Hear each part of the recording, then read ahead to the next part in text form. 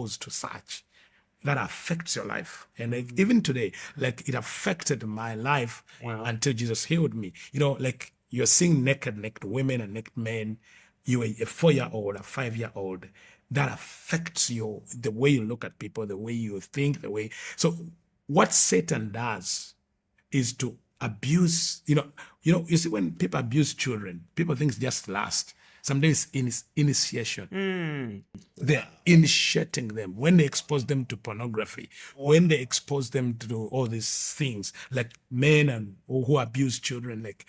And in my ministry, I found that many people who are struggling to be healed and delivered, it happened, their exposure was in childhood, between 1 and 6. Those who were sexual abuse, those who were molested by teachers, parents, siblings, and all. And it is a gate the enemy uses to trap the soul.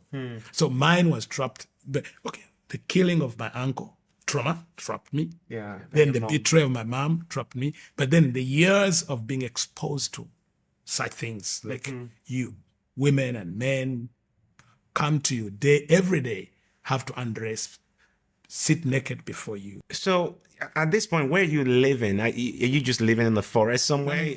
Are you with your mom still? And now the home where I'm living, my father left. It's like now a hospital. It's like Oh, so at this point, you'll go back home and lots of people are now visiting your house. Because the other woman, her powers have been transferred now. So they know where they call me the baby. They call me the baby witch, where the baby witch is. So they can come for powers, for what and what. And I would say this, sometimes I fear to say, but I would say, even some people in church circles could come to pastors and bishops. Some of them could come to me for powers in their so-called ministries. And so when I got born again, the Lord, actually the Lord led me to most of them who are still alive, and could say, you remember what you are doing, and you need to confess it, to repent and turn away. And many could say, I have the name, the big congregation. I can't. People will run away from me. And I tell you, I'm going to expose you. But the Lord told me now, expose them will not help. You said you told them you were going to expose them. I'm going to expose them. But the Lord told me exposing them will not help. What will help is them to repent. But for years I feared. I knew how dangerous it was until 2016 when I shared my testimony. I had never shared my testimony until 20. What you heard, it was my first time I'm sharing my life story. Yeah. So just for a break in the story here. So I got you the testimony you shared at Africam. I got it maybe somewhere around 2017. Someone was there that heard the testimony and then gave me the CD, and I've lost it now. But I remember being so marked, not by this part of the story, but there's some where we're going. And it was connected with intercessory prayer. I was so marked. And then as God will have it, I knew someone that knew you. And then they connected us, and here we are today. But this is just incredible to just hear how you were so deep in the occult and how you were helping even men who were serving God, in quotes, but using demonic powers at 4, at 5. The wisdom you were dispensing to them, was it just flowing through you without you even aware where you got it from? I don't know where it was coming from. So you're just giving instructions and directions, and because at that time when I left that place, that cave, the spirit world and the natural world could be before me 24 hours. I could see them like I'm looking at you. So I could know people's past. I could know where they're coming from. And I could know what is done in secret. I could know who will be the leader, who will be the president, what will be done, who needs to, and all that. So everything was bare. I could see. In fact, it's when I got born again that the Lord cut that because it was not God. Yeah. He had to cut that. And many people, when they get born again, who have been the occult, they don't want to let go that. So they confess Jesus, but still hold on to those powers. Because the powers, they have their advantages and what they think advantages. So the Lord had to lead me into years of deliverance to cut off that. Now we're gonna touch the deliverance at some point, because that's a huge thing. Because many Christians don't believe deliverance is something that you need to have as a Christian. We'll deal with that later. So at this point, you're 6, you're 7, you're 8. So I am 6, I am 4. Now I'm doing that. When I'm 7, I am made a territorial witch. Explain to us what that means. In the occult, the king of darkness, it's about territories, as the church should have been. Now, each one has a territory, and in that territory, you have like maybe 5,000 or 7,000 witches in a certain territory who are submitting to your powers and to your altars. So you are like in charge of a territory. So I was in charge of southern Uganda and northern Tanzania. So like that was a region which is called the Kagera Katonga region. Kagera is a river. So they divide the nations by rivers or by mountains. So say from this river to this river is your territory. So I'm made in charge of that territory when I'm 7, the youngest. 7. When I was 7.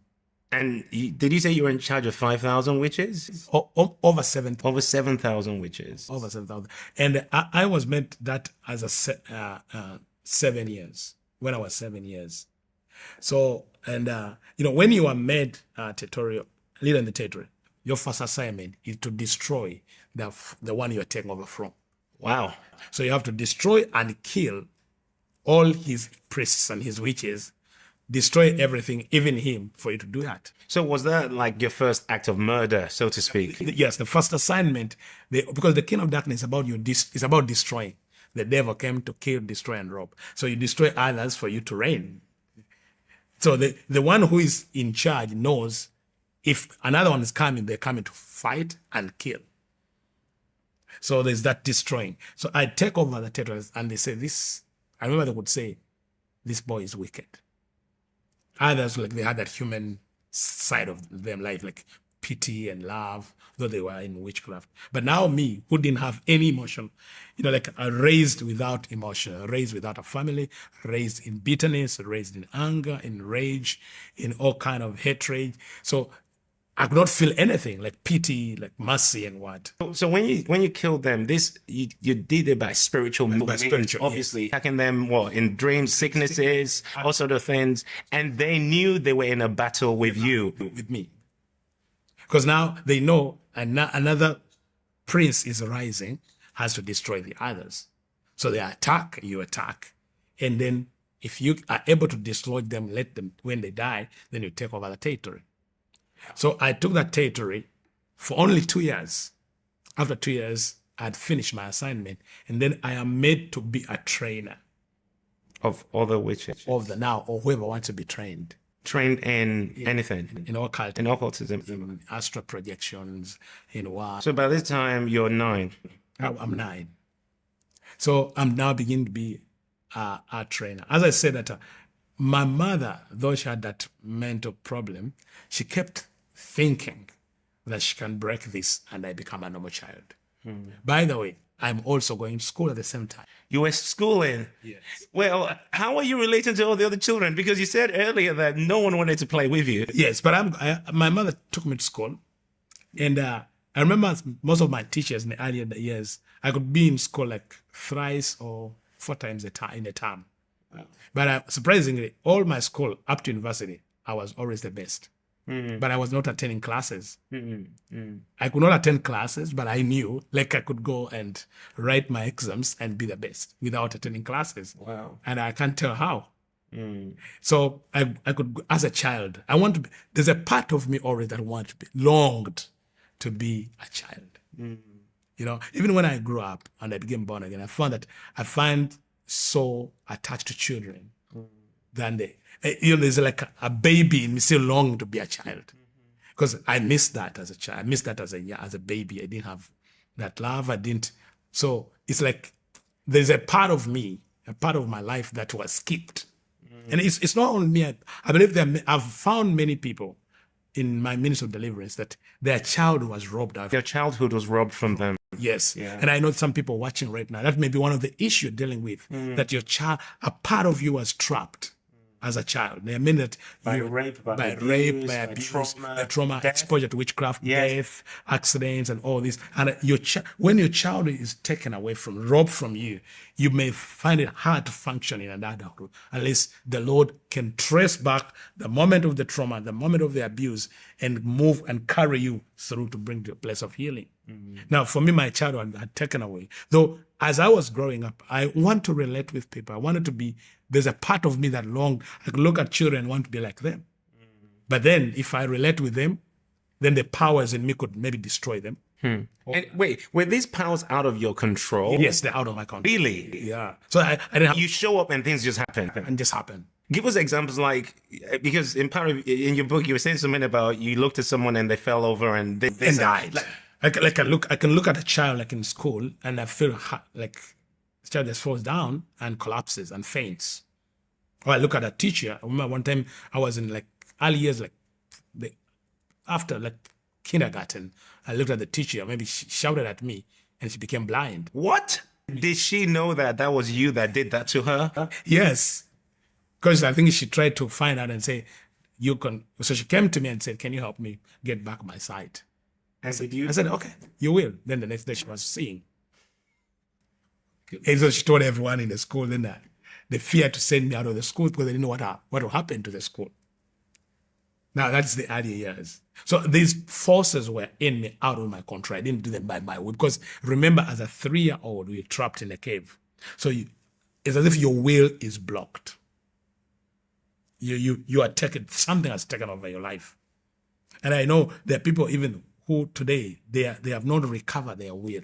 If they were involved in the occult, in witchcraft, in abuse, in all these, they may have been trapped. That's why they need inner healing. They need deliverance. They need now someone to walk them the journey of healing. You know, people can hear the gospel, but there must be a ministry that facilitates the healing of the soul, especially the people that were trapped, especially in childhood. There's what they call the sexual abuse, the ritual sexual abuse. And because when I was there, most of these businessmen, the musicians, the celebrities could come for powers. And the way to get the powers, say, go and find a young child, a virgin, and rape her, sexually rape her, maybe 7. Like they're going to have a show. And say, for that show to be successful, find a guy. They're going to have a what? Like a show, like a music show. Music show, right, okay. A concert. A concert, yes. And they come for power and say, for that power, you need to find girls, rape them, sexually abuse them. And as a child, in those early years, you were giving some of these instructions to some of these celebrities. To celebrities, to politicians, to businessmen, and all this for spiritual powers. And so when they do that act, they're also initiating that child. So there are people that have experienced some of these horrific acts and don't even know that they were initiated through those acts. They don't know. They just found that part of them was robbed and taken away. And some of them, like this, for example, let me give an example. A musician, a celebrity, who gathers young girls around himself to use them every time before he goes for a concert. So those girls, they have been initiated.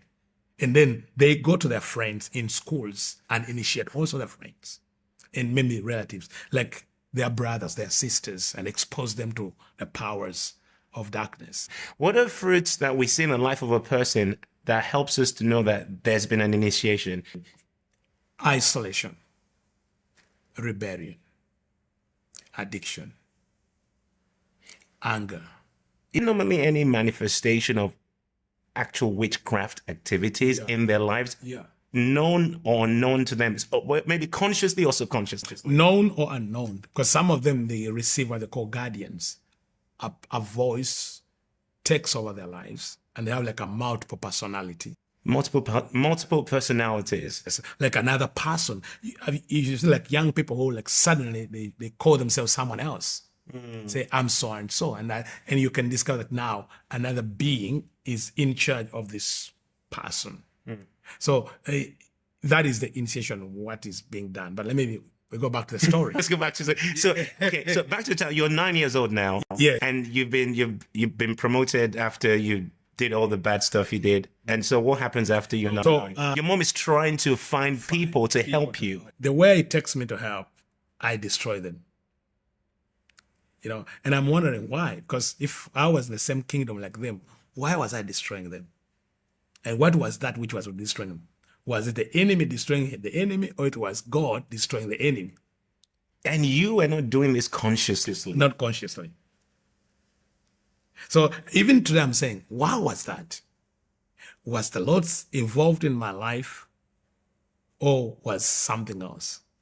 So when I was 12, that's when the story I said about Your mom taking you to Tanzania, somewhere in Tanzania, to a witch that was going to break the covenant, the marriage covenant that your mom believed was what's controlling you because you wanted to be a normal child. So on your way to that witch is when she told you the story of your birth.